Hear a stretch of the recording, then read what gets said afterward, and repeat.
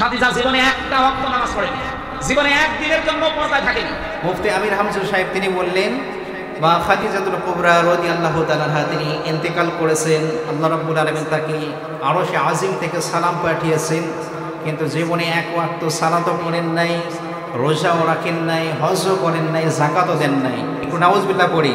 সিরাতে ইবনে হিশামের প্রথম খণ্ডে এসেছে রাসূল পাক সাল্লাল্লাহু আলাইহি ওয়াসাল্লাম তিনি সালাত আদায় করতেন গোপনে গোপনে, এবং মা খাদিজাতুল কুবরা রাদিয়াল্লাহু তাআলা আনহা তিনিও সালাত আদায় করতেন বিশ্বনবী সাল্লাল্লাহু আলাইহি ওয়াসাল্লামের সঙ্গে। সুবহানাল্লাহ পড়েন।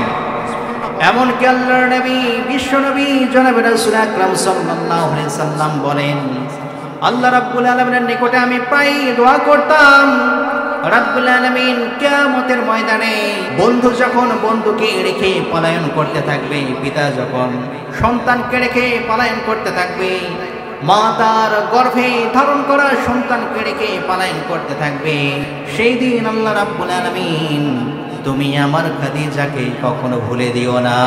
আল্লাহু আকবার বলেন।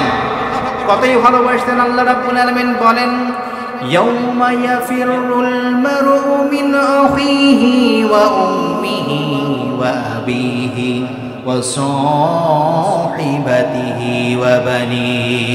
জোরে বলুন আল্লাহু আকবার।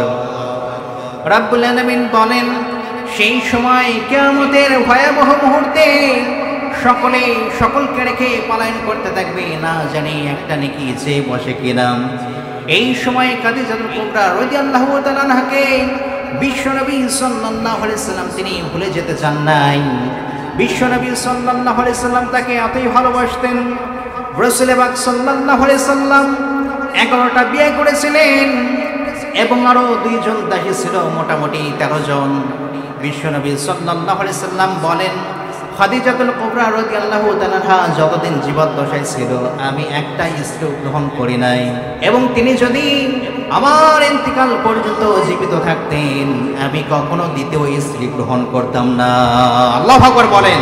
কতই ভালোবাসতেন।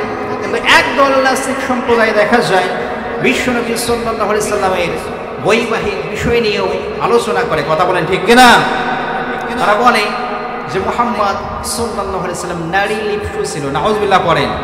মানে নারীর প্রতি তার লোভ ছিল, কিন্তু তিনি যেগুলো বিয়ে করেছেন এইগুলো কি একটা অকারণে নাকি শরীয়তের কারণে?